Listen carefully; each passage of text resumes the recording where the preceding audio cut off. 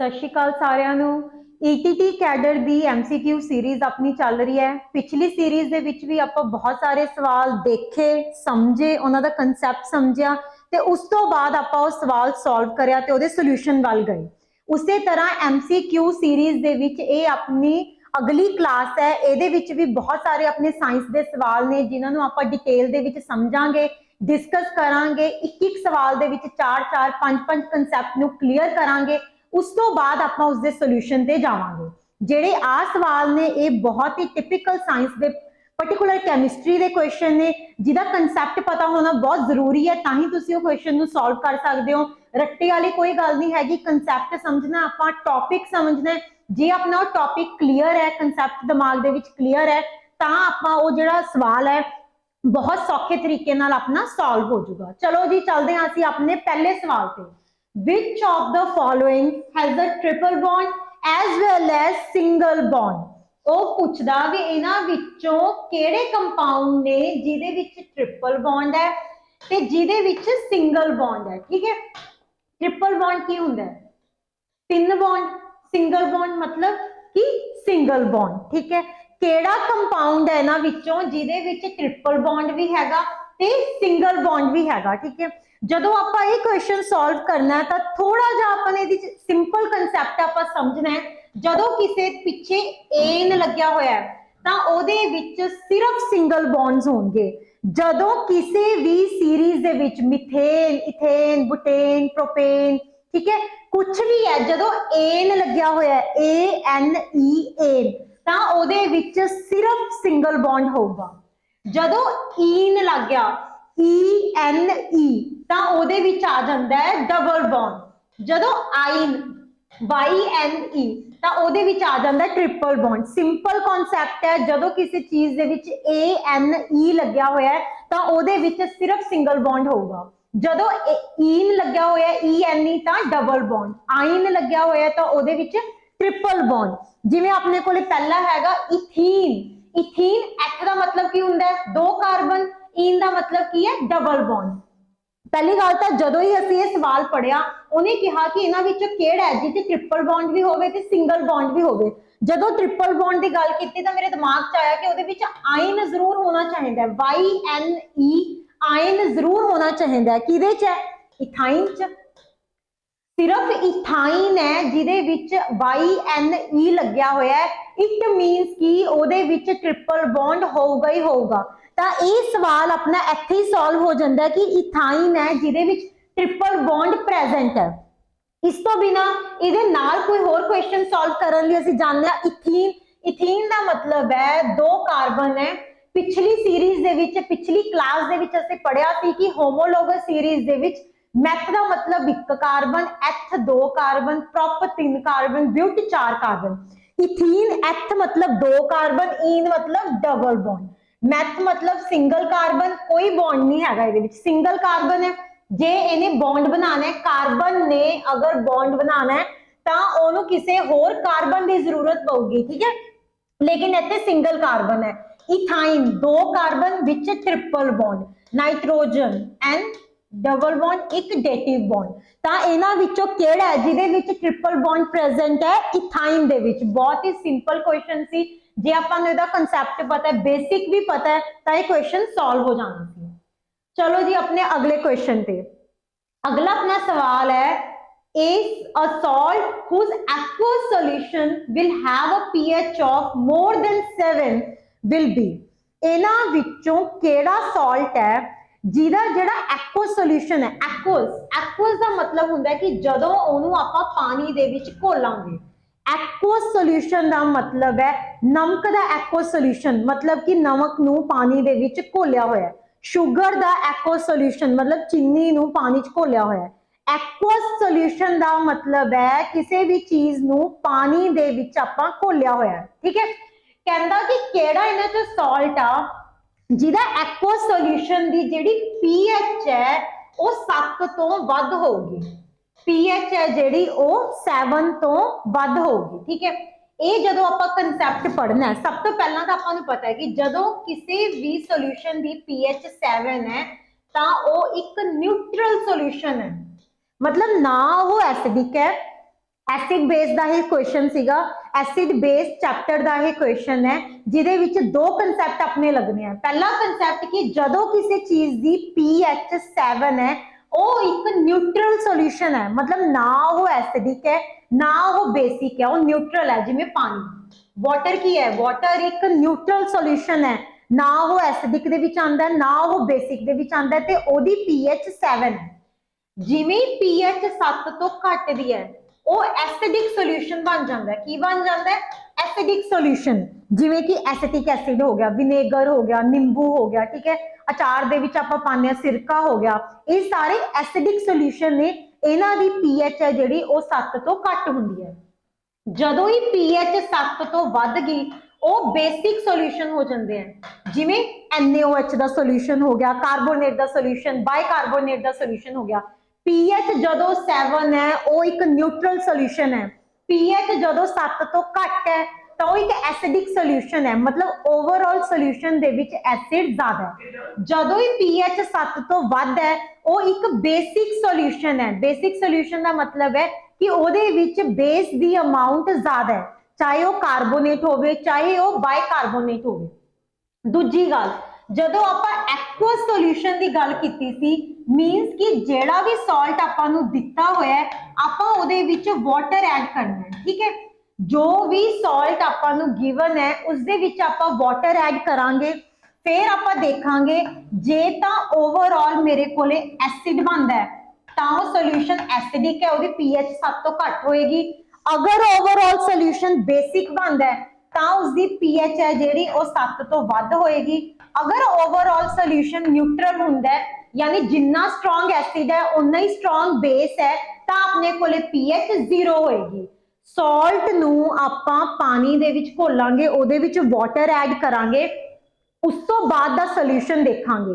जे ਉਹਦੇ विच acid part strong है, जे acidic part strong है तो ओवरऑल सॉल्यूशन एसिड होगा ते pH 7 तो घट होएगी। अगर बेसिक पार्ट स्ट्रॉन्ग है तो ओवरऑल सॉल्यूशन बेसिक होगा, pH 7 तो वध होएगी। अगर एसिड ते बेसिक पार्ट दोनों बराबर ने, दोनों एक दूजे नूं कंपीट कर रहे ने, दोनों की ताकत बराबर है तो pH 7 आ जाएगी, वो एक न्यूट्रल सॉल्यूशन बन जाएगा। आप अपने क्वेश्चन के द्वारा आने, इस क्वेश्चन दे विच उन्हें की कहा, जो अपने कोले पहला सॉल्ट है वो है K2CO3। K2CO3 K2CO3 दे विच असी एक्वस सॉल्यूशन सी तो पानी ऐड करता, ठीक है। K2CO3 दे विच जदों पानी पाया तो एक पासे KOH बन गया, दूजे पासे की बन गया, एक पासे KOH बनूगा, एक पासे H2CO3 बनेगा। K2CO3 दे विच जदों असी वाटर पाने आ तो एक पासे KOH बन जाता है, दूजे पासे अपने कोले H2CO3 बन जाता है। सिमिलरली K2SO4 है, इस दे विच अगर मैं वाटर ऐड करूंगी की बनेगा KOH प्लस H2SO4, ठीक है। हुण जो भी प्रोडक्ट बन रहे हैं, ठीक है, रिएक्टेंट है उन्होंने वाटर नाल रिएक्ट कराया, प्रोडक्ट बन गए। जो प्रोडक्ट बन रहे हैं उसका नेचर देखना है। पोटाशियम हाइड्रोक्साइड स्ट्रॉन्ग बेस है, हाइड्रोक्साइड प्रेजेंट है मतलब ये बेस होगा। पोटाशियम हाइड्रोक्साइड, सोडियम हाइड्रोक्साइड दोनों स्ट्रॉन्ग बेसिस दे विच आंदे हैं। सोडियम हाइड्रोक्साइड, पोटाशियम हाइड्रोक्साइड ये स्ट्रॉन्ग बेसिस आंदे हैं। अमोनियम हाइड्रोक्साइड एक वीक बेस दे विच आंदा है, ठीक है। K2CO3 दे विच जदों वाटर ऐड किया तो KOH प्लस H2CO3 बनिया। जो K2CO3 सी अपने कोले वो एक स्ट्रॉन्ग बेस सी, की सी अपने कोले एक स्ट्रॉन्ग बेस सी। इधर जो H2CO3 है जो एक कार्बोनेट का सॉल्यूशन है ये अपने कोले वीक एसिड है, बहुत ज्यादा स्ट्रॉन्ग एसिड नहीं हैगा, एक वीक एसिड है। चलो अगे K2SO4 पोटाशियम सल्फेट का सॉल्यूशन है, वाटर ऐड किया KOH बन गया नाल H2SO4 बन गया, ठीक है। KOH अगेन अपने कोले स्ट्रॉन्ग बेस है, लेकिन जो सल्फ्यूरिक एसिड है H2SO4 sulphuric acid it's a very strong acid. Sulphuric acid का मुकाबला इन किंग ऑफ केमिकल्स किया जाता है, sulphuric acid know king of chemicals किया जाता है क्योंकि बहुत ज्यादा स्ट्रॉन्ग एसिड है, वेरी स्ट्रॉन्ग एसिड। ਜਦੋਂ ਸਟਰੋਂਗ ਐਸਿਡ ਨੇ ਸਟਰੋਂਗ ਬੇਸ ਨਾਲ ਰਿਐਕਟ ਹੋ ਗਿਆ, ਇਹ ਤਾਂ ਓਵਰਆਲ ਨਿਊਟਰਲ ਹੋ ਗਿਆ। स्ट्रॉन्ग एसिड स्ट्रॉन्ग बेस नाल मिलके ओवरऑल न्यूट्रल हो गया, पीएच की होगी 7, ठीक है। स्ट्रॉन्ग बेस सी वीक एसिड सी, ओवरऑल सॉल्यूशन की हो गया बेसिक, बेसिक हो गया तो पीएच की होगी ग्रेटर देन 7। तो जदों ही मैं पहला क्वेश्चन सॉल्व किया, पहला ऑप्शन सॉल्व किया K2CO3, मैनू उसे टाइम पता चल गया कि एदे प्रोडक्ट सी KOH प्लस H2CO3। ए एक स्ट्रॉन्ग बेस सी, ए एक वीक एसिड सी। ओवरऑल जेड़ा मेरा सॉल्यूशन सी ओवरऑल सॉल्यूशन मेरा बेसिक बन रहा सी, ओवरऑल सॉल्यूशन मेरा बेसिक बन रहा सी। की बन रहा सी? बेसिक। और बेसिक की हुंदा है pH greater than 7, pH greater than 7, यानी कि मेरा जेड़ा आंसर है वो K2CO3 होएगा। लेकिन फॉर योर डिटेल्ड इंफॉर्मेशन ते पूरी जानकारी लिए आपां बाकी जेड़े ऑप्शंस ने उन्हां नूं भी सॉल्व करांगे। दूजा ऑप्शन सी K2SO4, K2SO4 दे विच पानी पाया, KOH प्लस H2SO4 बन गया। KOH एक स्ट्रॉन्ग बेस सी, सल्फ्यूरिक एसिड एक स्ट्रॉन्ग एसिड सी, स्ट्रॉन्ग एसिड ते स्ट्रॉन्ग बेस मिलके ओवरऑल न्यूट्रल हो गया। ओवरऑल आंसर की हो गया? न्यूट्रल, यानी कि पीएच की आ गई अपने को पीएच 7 आ गई, जबकि इन्हें पूछा कि पीएच 7 तो वध होनी चाहिए है। समझ आई? चलो जी अगला क्वेश्चन अगला आप सॉल्व कर दिया। अगला आ जाता है NaCl, NaCl, NaCl दे विच आपां पानी पाने आ, की बनदा है NaOH प्लस HCl, ठीक है। NaCl सोडियम क्लोराइड दा सॉल्ट है, NaCl दे विच तुसी वाटर पाने हो, NaOH सोडियम हाइड्रोक्साइड बन जाता है, उधरले पासे HCl बन जाता है। NaOH की है? NaOH एक स्ट्रॉन्ग बेस है, उधरों हाइड्रोक्लोराइड है वो भी एक स्ट्रॉन्ग एसिड है। HCl ते H2SO4 दोनों ही स्ट्रॉन्ग एसिड्स हैं, सल्फ्यूरिक एसिड ते हाइड्रोक्लोरिक एसिड दोनों ही स्ट्रॉन्ग एसिड ने। स्ट्रॉन्ग एसिड ते स्ट्रॉन्ग बेस मिलके ओवरऑल की करता? न्यूट्रल। न्यूट्रल हो गया तो पीएच की होगी 7, बट उन्हें अपन की पूछे पीएच होनी चाहिए 7 तो वध। इट मींस कि ए भी सॉल्यूशन अपना नहीं हो सकता, ए भी सॉल्यूशन अपना नहीं हो सकता, ना NaCl हो सकता ना K2SO4 हो सकता है। हुण अपने आने नेक्स्ट पे NH4Cl, NH4Cl दे विच जदों आपां वाटर पाया तो अपने कोले बन गया NH4OH plus HCl। NH4 ammonium chloride दे विच जदों असी वाटर पाया तो NH4OH plus HCl। Ammonium hydroxide एक वीक बेस है, HCl एक स्ट्रॉन्ग एसिड है। जदों कोई वीक बेस स्ट्रॉन्ग एसिड दे विच मिलूगा तो जिहड़ी ओवरऑल रिएक्शन है वो एसिडिक हो जूगी। की हो जूगी? एसिडिक। एसिडिक का मतलब है पीएच 7 तो घट होएगी।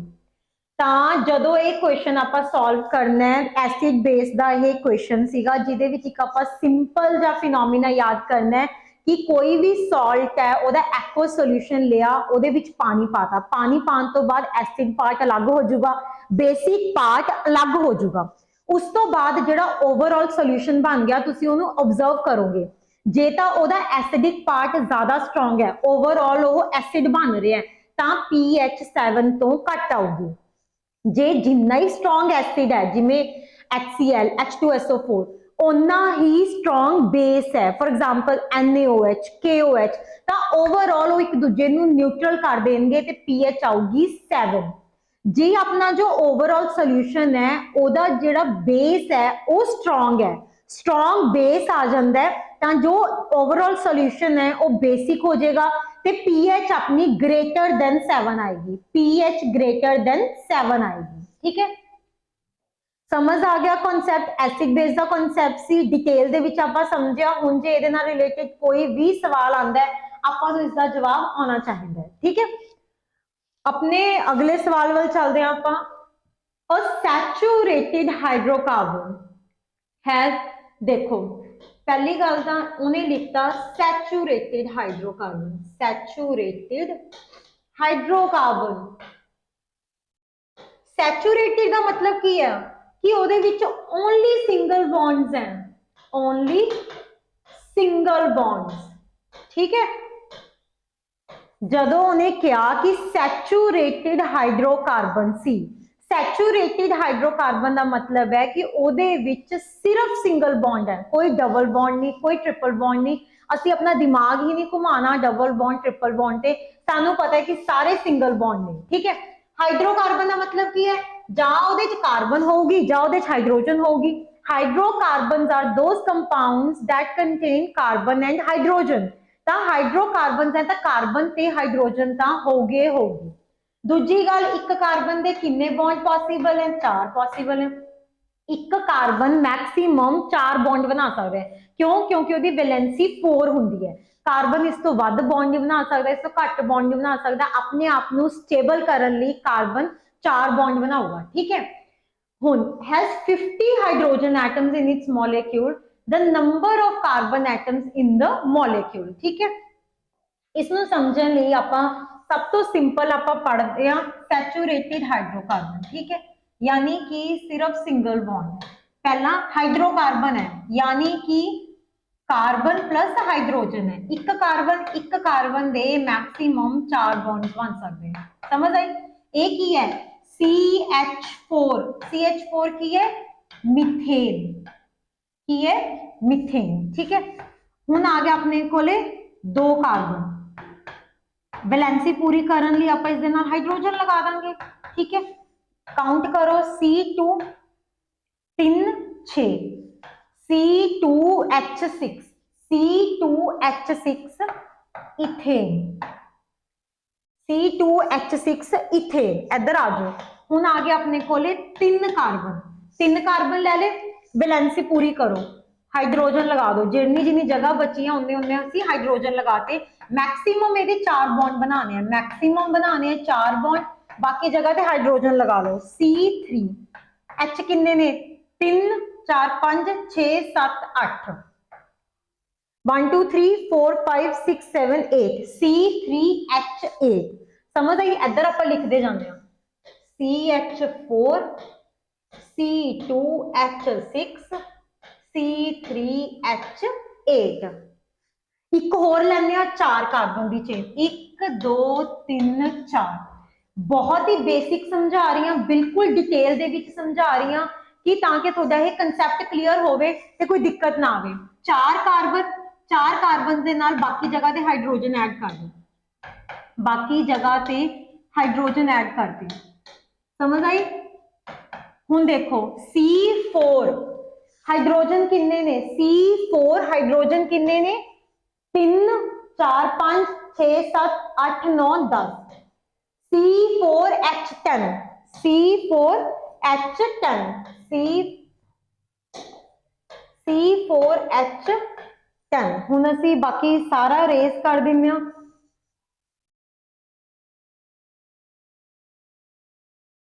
ठीक है। चलो जी, ਇਹਦੇ ਅਕੋਰਡਿੰਗ ਸਾਡਾ ਕੀ ਬਣਿਆ CH4 C2H6 C3H8 C4H10। ਇਹ ਆਪਣੇ ਕੋਲੇ सैचुरेटेड एल्केन सीरीज है, सैचुरेटेड सीरीज है मतलब कि सारे सिंगल बॉन्ड है, ऑल सिंगल बॉन्ड, ठीक है। ते ये सीरीज केड़ी अपनी एल्केन दी, केड़ी सीरीज है, एल्केन दी सीरीज है, ठीक है। हुण देखो अगर मैं इसनूं इस तरीके नाल लिख दा CN, ठीक है, इसनूं मैं लिख दिंदी हां CH4 तो जदों ये इत्थे आंदा है, ठीक है, CnH2n प्लस 2, N नूं 1 लिखो, N नूं 1 लिखिया CH4 बन जाऊगा, ठीक है। N इज इक्वल टू 1, अगर मैं N इज इक्वल टू 1 लिखिया सी तां CH4 बन रहा सी, N इज इक्वल टू 2 लिख दो, C2H2 मल्टीप्लाई बाय 2 प्लस 2, 2 2 या 4 2 6, N नूं 3 लिख दो, C3H2 इंटू 3 3 जो 6 प्लस 2 8, ठीक है। ਤਾਂ ਐਲਕੇਨ ਹੈ ਜਿਹੜਾ, ਐਲਕੇਨ ਸੈਚੂਰੇਟਿਡ ਹਾਈਡਰੋਕਾਰਬਨ ਦੀ ਜਿਹੜੀ ਸੀਰੀਜ਼ ਹੈ ਐਲਕੇਨ, ਇਸ ਦਾ ਜਨਰਲ ਫਾਰਮੂਲਾ ਕੀ ਹੈ?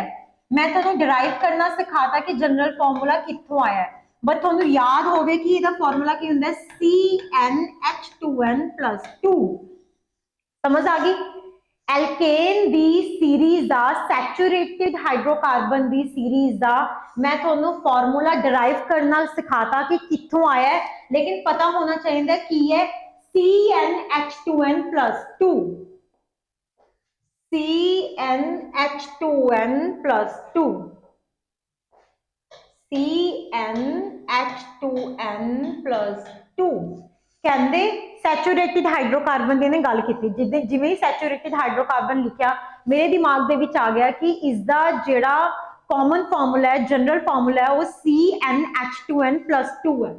ਕਹਿੰਦੇ ਇਹਦੇ ਵਿੱਚ 50 ਹਾਈਡਰੋਜਨ ਐਟਮਸ ਨੇ, यानी कि जो 2n+2 है वो 50 है, 2n+2 है जेडे हाइड्रोजन ने वो 50 ने, ठीक है। तो 2n कादे बराबर आ गया 48, n की हो गया 24, n की है number of carbon atoms, n की है उन्हें नंबर ऑफ हाइड्रोजन एटम्स दिते हुए सी, यानी कि 2n+2 दिता होया सी 50। ਜਦੋਂ ਮੈਂ ਇਹ ਕੁਐਸਚਨ ਨੂੰ ਸੋਲਵ ਕੀਤਾ ਤਾਂ ਮੇਰੇ ਕੋਲੇ n ਆ ਗਿਆ, n ਕੀ ਸੀ, number of carbon atoms. According to this formula n ਕੀ ਹੈ, ਨੰਬਰ ਆਫ ਕਾਰਬਨ ਐਟਮਸ। ਇਸ ਫਾਰਮੂਲੇ ਦੇ ਅਕੋਰਡਿੰਗ ਮੇਰੇ ਕੋਲੇ n ਕੀ ਹੈ, ਨੰਬਰ ਆਫ ਕਾਰਬਨ ਐਟਮਸ।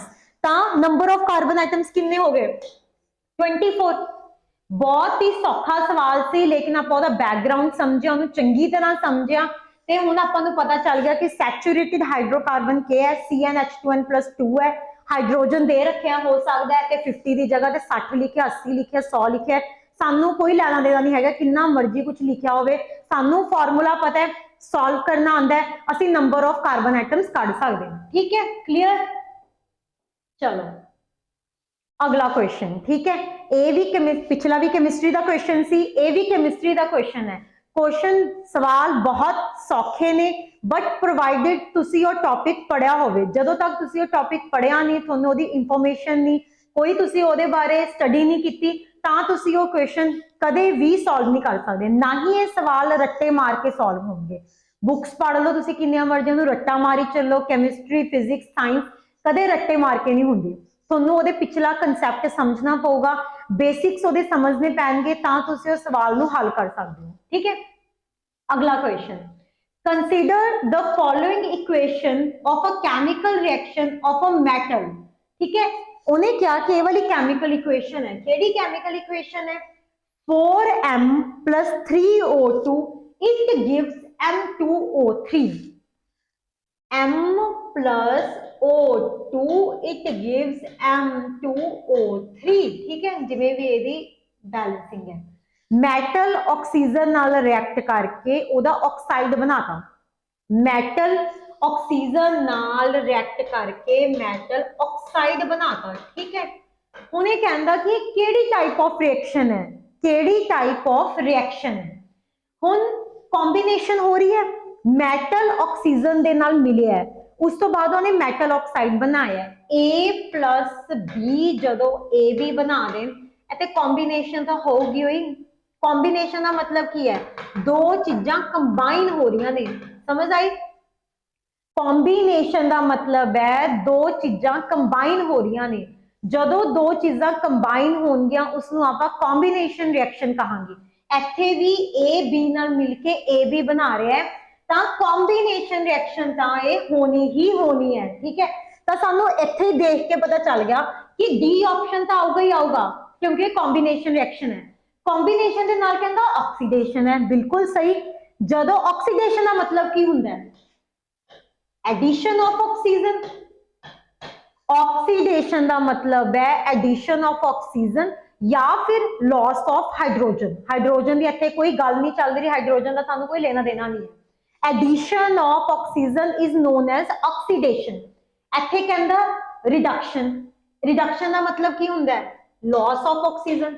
ਇੱਥੇ ਤਾਂ ਆਕਸੀਜਨ ਦਾ ਲਾਸ ਥੋੜਾ ਹੋ ਰਿਹਾ, ਆਕਸੀਜਨ ਐਡ ਹੋ ਰਹੀ ਹੈ, ਤਾਂ ਇਹ ਰਿਐਕਸ਼ਨ ਹੋ ਨਹੀਂ ਸਕਦੀ। ਡੀਕੰਪੋजिशन ਦਾ मतलब तो ਹੁੰਦਾ ਇੱਕ ਚੀਜ਼ ਟੁੱਟ ਕੇ ਦੋ ਚੀਜ਼ਾਂ ਚ ਬਣਦੀ ਹੈ, ए बी ਟੁੱਟ ਕੇ A plus B ਬਣਾਉਂਦਾ ਹੈ, ਤਾਂ ਨਾ ਇਹ ਡੀਕੰਪੋजिशन ਹੈ ਨਾ ਇਹ डिस्प्लेसमेंट है। ਤਾਂ ਜੋ ਰਿਐਕਸ਼ਨ ਇਸਨੇ ਆਪਾਂ ਨੂੰ ਦਿੱਤੀ ਹੋਈ ਹੈ ਬਹੁਤ ਹੀ ਸਿੰਪਲ ਰਿਐਕਸ਼ਨ ਹੈ, ਸਿੱਧੀ ਰਿਐਕਸ਼ਨ ਹੈ, कॉम्बिनेशन रिएक्शन है, मैटल ऑक्सीजन नाल कंबाइन होके मैटल ऑक्साइड बनाता, क्योंकि ऑक्सीजन इत्थे ऐड हो रहा है तो इसनों आपां कहांगे ऑक्सीडेशन रिएक्शन, क्योंकि ऑक्सीजन इत्थे ऐड हो रहा है इसनों आपां कहांगे ऑक्सीडेशन रिएक्शन। अगला जिहड़ा सवाल है वो अपना फिजिकल कैमिकल चेंजिस से है। आपने पढ़िया सी पिछली सीरीज दे विच आपां पढ़िया सी फिजिकल चेंजिस वो चेंजिस हैं जिहड़े आपां नूं दिख सकदे हैं जदों आपां स्टेट बदलदे हां, कोई कैमिकल रिएक्शन नहीं हुंदी। कैमिकल चेंजिस वो चेंजिस हैं जिहदे विच कोई ना कोई कैमिकल चेंज हुंदा है, ठीक है, कोई दो चीज़ां मिलदियां ने तीजी चीज़ बनांदे ने, एटम्स दी रीअरेंजमेंट हुंदी है, वो सारे कैमिकल चेंजिस हैं। एक क्वेश्चन है, one of the following does not happen during a chemical reaction, ठीक है, एक कहता है does not happen, ठीक है, जेड़ी इंपॉर्टेंट चीज सी जेड़ी ध्यान देने वाली चीज सी वो इहदे विच सी does not, कहता कि केमिकल रिएक्शन दे विच की चीज नहीं हुंदी, केमिकल रिएक्शन दे विच की चीज नहीं हुंदी। एग्जाम अपने जिहड़े सॉल्यूशन ने सारियां ते एक नजर मारांगे आपां नूं सीधा क्लीयर हो जाऊगा। Breaking of old chemical bonds and formation of new chemical bond, chemical reaction दी डेफिनेशन ये हुंदी है कि पुराने बॉन्ड टुटदे ने ते नवें बॉन्ड बनदे ने, जदों पुराने बॉन्ड्स ब्रेक हुंदे ने ते नवें बॉन्ड्स फॉर्म हुंदे ने उसे नूं तां केमिकल रिएक्शन कहंदे आ। एक चीज दूसरी चीज दे विच कदों बदली जाऊगी जदों पुरानी चीज दे बॉन्ड टुटणगे ते नवी चीज दे बॉन्ड बनणगे। Breaking of old bonds and making of new bonds itself is a chemical reaction. तां पहला तां अपने कोले ठीक है, उन्हें कहा कि की चीज नहीं हुंदी, यानी कि ये तां हो नहीं सकदा। Formation of new substance with entirely different properties, ठीक है, हाइड्रोजन सी ऑक्सीजन नाल मिलके वाटर बना गया, ठीक है, हाइड्रोजन भी गैस सी ऑक्सीजन भी गैस सी, पानी की है, पानी लिक्विड है, पानी दी प्रॉपर्टीज जमा डिफरेंट ने हाइड्रोजन ते ऑक्सीजन नालों, ते कहंदा है कि नवा सबस्टेंस बनदा है जिहदियां प्रॉपर्टीज बिल्कुल डिफरेंट हुंदियां ने।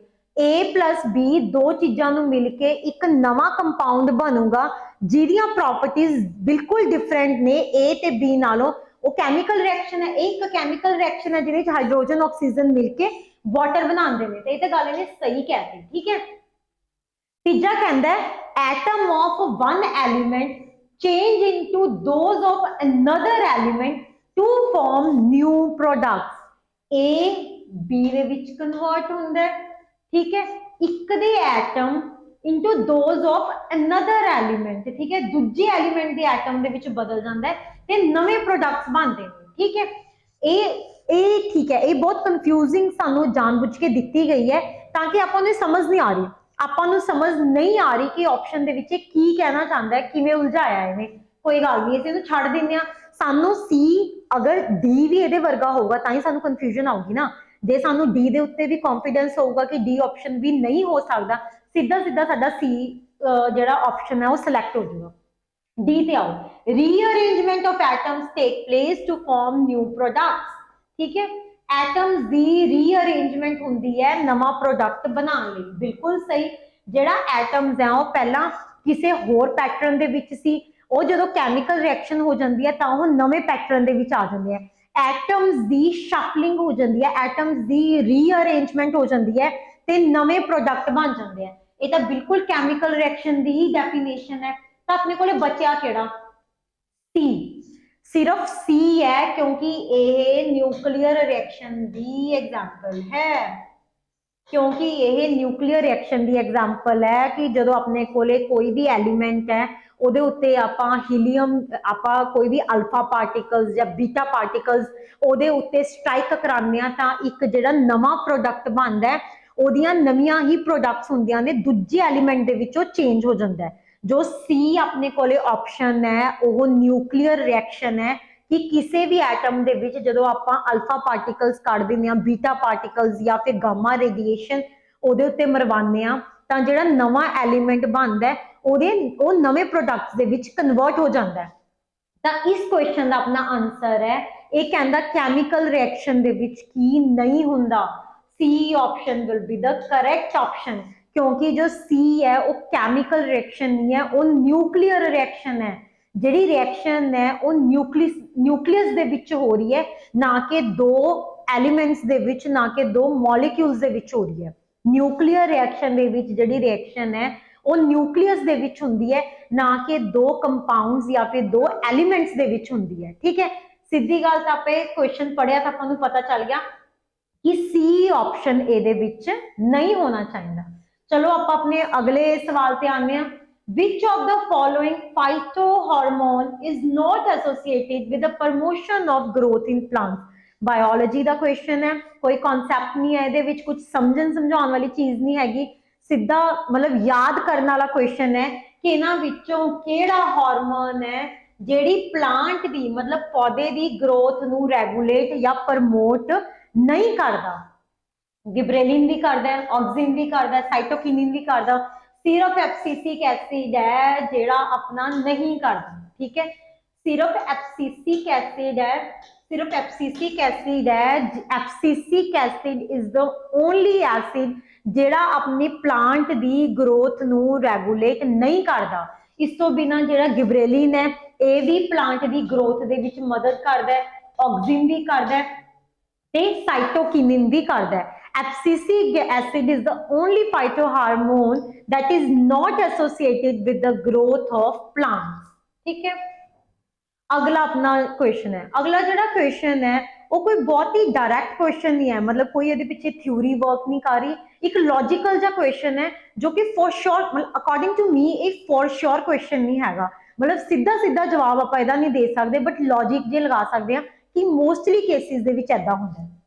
One of the following traits can not be inherited, ਕਹਿੰਦੇ ਇਹਨਾਂ ਵਿੱਚੋਂ ਕਿਹੜੇ ਗੁਣ ਨੇ ਜਿਹੜੇ ਆਪਾਂ ਨੂੰ ਵਿਰਾਸਤ ਦੇ ਵਿੱਚ ਨਹੀਂ ਮਿਲਦੇ, मतलब कि ਮਾਂ-ਬਾਪ ਤੋਂ ਬੱਚਿਆਂ ਦੇ ਵਿੱਚ ਕਿਹੜੇ ਗੁਣ ਨੇ ਜਿਹੜੇ ਨਹੀਂ ਜਾਂਦੇ। ਠੀਕ ਹੈ, ਮਾਂ-ਬਾਪ ਤੋਂ ਬੱਚਿਆਂ ਦੇ ਵਿੱਚ ਕਿਹੜੇ ਗੁਣ ਨਹੀਂ ਜਾਂਦੇ।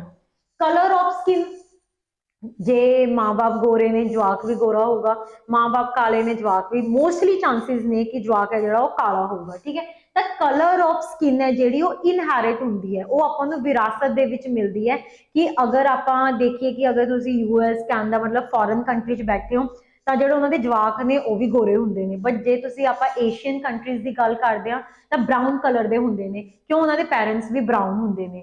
तो जो कलर ऑफ स्किन है वो इनहेरिट होंगी है, वो विरासत दे विच मिलती है बच्चे नूं अपने माँ बाप तो।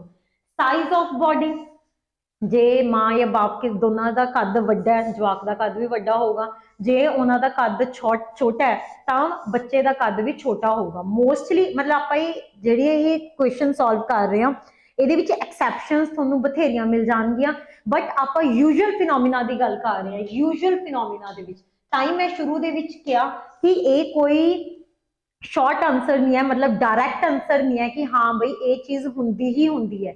ਤਾਂ ਯੂਜੂਅਲ ਫਿਨੋਮੀਨਾ ਦੀ ਗੱਲ ਕਰ ਰਹੇ ਹਾਂ कि मोस्टली ऐदा ਹੁੰਦਾ है। ਤਾਂ size of body, J height लंबी है तो जवाक की हाइट लंबी होगी, छोटी है तो हाइट छोटी होगी। इस तो बिना होर भी बहुत फैक्टर्स मैटर करते हैं, बट आप मोस्टली की गल कर रहे हैं। Nature of hair, foreign countries की गल कर रहे हैं, उन्होंने ब्राउन हेयर लाइट हेयर होंगे ने तो उन्होंने बच्चों के हेयर का टैक्सचर भी उदा का होंगे। अगर आप अपनी कंट्रीज के गल करिए, अपने देश के गल करिए, अपने थोड़े ब्लैक कलर के होंगे हैं बाल तो थोड़ा टैक्सचर उन्होंने डिफरेंट होंगे। तो जो नेचर ऑफ हेयर है ये भी इनहेरिट होंगे। सिर्फ कलर ऑफ आईज है जोड़ा इनहेरिट नहीं होंगे, क्योंकि मोस्टली अखां अगर कालियां ने ब्राउन ने तो ओवरऑल वो सेम ही रहता है, बट ऐदा नहीं है कि वो इनहेरिट हो जाता है कि अगर माँ बाप दोनों की अखां का रंग काला है तो जो अखां के अखां का रंग काला होगा ही होगा, वो ब्राउन भी हो सकता है तो वो कोई डिफरेंस भी हो सकता है। तो एक सिंपल जा क्वेश्चन सी जिहदा कोई सीधा लॉजिक नहीं सी, बट वो ऐदा ही पढ़न वाला सी। तो colour of eyes is not inherited, colour of eyes is not inherited. Colour of eye अखां का रंग है जिहड़ा वो आपां नूं विरासत दे विच नहीं मिलदा। अगला ਅੱਜ ਦੀ ਕਲਾਸ ਦਾ ਆਪਣਾ ਇਹ ਆਖਰੀ ਸਵਾਲ ਹੈ, ਬਹੁਤ ਹੀ ਸੌਖਾ ਸਵਾਲ ਹੈ, ਠੀਕ ਹੈ। ਇਹਦੇ ਵਿੱਚ ਇਹ ਕਹਿੰਦਾ ਹੈ ਮੈਚ ਦ ਕਾਲਮ। ਆਪਾਂ ਪਿਛਲੀ ਕਲਾਸ ਦੇ ਵਿੱਚ ਵੀ ਪੜਿਆ ਸੀ ਕਿ ਜਦੋਂ ਵੀ ਮੈਚ ਦ ਕਾਲਮ ਆਉਂਦਾ ਹੈ ਤਾਂ ਜਿਹੜੇ ਆਪਾਂ ਨੂੰ ਆਪਸ਼ਨਸ ਦਾ ਜਵਾਬ ਸਿੱਧਾ ਪਤਾ ਹੁੰਦਾ ਹੈ, ਸਭ ਤੋਂ ਪਹਿਲਾਂ ਅਸੀਂ ਉਹ ਆਇਡੈਂਟੀਫਾਈ ਕਰਨਾ ਹੁੰਦਾ ਹੈ। ਇਹਨੇ ਕਿਹਾ ਕਾਪਰ ਗਲਾਸ, ਕੈਲਮਿਨ, ਰॉक ਸਾਲਟ ਤੇ ਐਪਸਮ ਸਾਲਟ, ਠੀਕ ਹੈ। ਸਾਨੂੰ ਬਸ ਇੰਨਾ ਪਤਾ ਹੈ ਕਿ ਜੋ ਰॉक ਸਾਲਟ ਹੈ ਉਹ ਹੁੰਦਾ ਹੈ NaCl। ਸਾਨੂੰ ਕਿਸੇ ਹੋਰ ਚੀਜ਼ ਬਾਰੇ ਜ਼ਿਆਦਾ ਨਹੀਂ ਪਤਾ ਸੀ, ਬਟ ਇੰਨਾ ਪਤਾ ਸੀਗਾ ਕਿ ਜਿਹੜਾ ਰॉक ਸਾਲਟ ਹੈ ਉਹ ਹੈ ਜਿਹੜਾ ਆਪਾਂ ਘਰਾਂ ਦੇ ਵਿੱਚ ਨਮਕ ਯੂਜ਼ ਕਰਦੇ ਆ। ਕੀ ਹੁੰਦਾ ਉਹ? Sodium chloride. ਜੋ ਨਮਕ ਆਪਾਂ ਆਪਣੇ ਘਰਾਂ ਦੇ ਵਿੱਚ ਯੂਜ਼ ਕਰਦੇ ਆ ਉਹ ਹੁੰਦਾ ਸੋਡੀਅਮ ਕਲੋਰਾਈਡ। ਕਲੋਰਾਈਡ ਕੀ ਹੈ? ਹੈਲਾਈਡ। ਹੈਲੋਜਨਸ ਕੀ ਹੁੰਦੇ ਨੇ? ਹੈਲੋਜਨਸ ਹੁੰਦੇ ਨੇ ਫਲੋਰੀਨ, ਕਲੋਰੀਨ, ਬ੍ਰੋਮੀਨ, ਆਇਓਡੀਨ, ਐਸਟੇਟਿਨ। ਹੈਲੋਜਨਸ ਹੁੰਦੇ ਆ ਫਲੋਰੀਨ, ਕਲੋਰੀਨ, ਬ੍ਰੋਮੀਨ, ਆਇਓਡੀਨ। ਤਾਂ ਸੋਡੀਅਮ ਕਲੋਰਾਈਡ यानी कि ये हैलाइड है। हैलाइड दी और है रॉक साल्ट, यानी कि थर्ड ਦਾ ਤਾਂ ਕਿਸੇ ਵੀ ਹਾਲ ਦੇ ਵਿੱਚ ਸੈਕਿੰਡ ਹੀ ਆਪਸ਼ਨ ਹੋਣਾ ਚਾਹੀਦਾ। ਜੋ ਰॉक ਸਾਲਟ ਹੈ ਥਰਡ, ਉਹਦਾ ਕਿਸੇ ਵੀ ਹਾਲ ਦੇ ਵਿੱਚ ਇਧਰੋਂ ਸੈਕਿੰਡ ਆਪਸ਼ਨ ਹੀ ਹੋਊਗਾ, ਹੋਰ ਕੁਝ ਵੀ ਨਹੀਂ ਹੋ ਸਕਦਾ। ਆਪਸ਼ਨ ਕੱਟ ਕਰਦੇ ਜਾਓ, ਥਰਡ ਦੇ ਵਿੱਚ ਸੈਕਿੰਡ ਕਿਹਦੇ ਚ ਆਉਂਦਾ ਹੈ? ਸਿਰਫ ਸੀ ਤੇ ਡੀ ਦੇ ਵਿੱਚ, यानी ए भी कट हो गया ते बी भी कट हो गया। ए ते बी ऑप्शन नहीं हो सकते, सी या डी हो सकते हैं, ठीक है। दूजा हुण जदों इन्हें गल कीती ग्लांस, ग्लांस मोस्टली सल्फाइड दियां ओर्स हुंदियां। ग्लांस मोस्टली सल्फाइड दियां ओर्स हुंदियां। ग्लांस मोस्टली सल्फाइड दियां ओर्स हुंदियां। Copper glance is copper sulphide CuS। तां 1 दा की होगा 3, 1 ਦਾ ਕੀ ਹੋਊਗਾ 3। ਤਾਂ 1 ਦਾ 3 ਕਿਹੜਾ? C ਆਪਸ਼ਨ ਦੇ ਵਿੱਚ। 1 ਦਾ 3 ਕਿਹੜਾ? 1 ਦਾ 3 ਕਿਹੜਾ? C ਆਪਸ਼ਨ ਦੇ ਵਿੱਚ। ਤਾਂ C ਆਪਸ਼ਨ ਬਿਲਕੁਲ ਸਹੀ ਹੈ। C ਆਪਸ਼ਨ ਆਪਣੇ ਕੋਲੇ ਬਿਲकुल ਸਹੀ ਹੈ, ਠੀਕ ਹੈ। ਇੱਕ ਵਾਰ ਹੋਰ ਇਸ ਨੂੰ ਪੜ੍ਹਦੇ ਹਾਂ ਆਪਾਂ। ਦੇਖੋ ਗਲਾਂਸ ਹੁੰਦਾ ਹੈ, ਗਲਾਂਸ ਇਜ਼ ਸਲਫਰ ਦੀਆਂ ਔਰ ਸਲਫਾइड ਦੀਆਂ ਔਰ, ठीक है। कैलेमिन, ताकि कल अगर ये सवाल किसी तरीके ना घूम के भी आता है, कैलेमिन हुंदी है कार्बोनेट दी ओर। कैलेमिन हुंदी है कार्बोनेट, जिथे भी कैलेमिन लिखा होया है वो हुंदी है कार्बोनेट। रॉक साल्ट है सिंपल अपने कोले की है हैलाइड। तां अपने कोले सी ऑप्शन है जेड़ा वो बिल्कुल सही आ जाता है। कॉपर ग्लास सल्फाइड और कैलेमिन कार्बोनेट और ਤੇ ਥਰਡ ਦਾ ਸੈਕਿੰਡ ਹੈਲਾਈਡ ਔਰ ਤੇ ਐਪਸਮ ਸਾਲਟ ਹੁੰਦਾ ਆਪਣੇ ਕੋਲੇ ਸਲਫੇਟ ਔਰ, ਠੀਕ ਹੈ। ਤਾਂ ਸਿੰਪਲ ਕੁਐਸਚਨ ਸੀ, ਥੋੜਾ ਰੱਟੇ ਵਾਲਾ ਸੀ। ਜੇ ਆਪਾਂ ਮਿਨਰਲ ਵਾਲਾ ਚੈਪਟਰ ਪੜਿਆ ਤਾਂ ਆਪਾਂ ਨੂੰ ਇਹ ਸਮਝ ਆ ਜਾਣਾ ਸੀ। MCQ ਸੀਰੀਜ਼ ਦੇ ਵਿੱਚ ਇਹ ਆਖਰੀ ਸਵਾਲ ਸੀ। ਧੰਨਵਾਦ। ਅੱਗੇ ਵੀ ਆਪਾਂ ਆਉਣ ਵਾਲੇ ਸੀਰੀਜ਼ ਦੇ ਵਿੱਚ ਪੰਜਾਬ ਦੇ ਪੇਪਰਾਂ ਨਾਲ ਰਿਲੇਟਡ MCQs ਲੈ ਕੇ ਆਵਾਂਗੇ। ਇਹਦਾ ਡਿਟੇਲਡ ਜਿਹੜਾ ਕੰਟੈਂਟ ਹੈ ਆਪਾਂ ਉਹ ਵੀ ਤਿਆਰ ਕਰਾਂਗੇ ਤੇ ਹੌਲੀ ਹੌਲੀ ਆਪਾਂ ਪੇਪਰ ਦੀ ਤਿਆਰੀ ਵੱਲ ਵੱਧਦੇ ਜਾਵਾਂਗੇ। ਧੰਨਵਾਦ।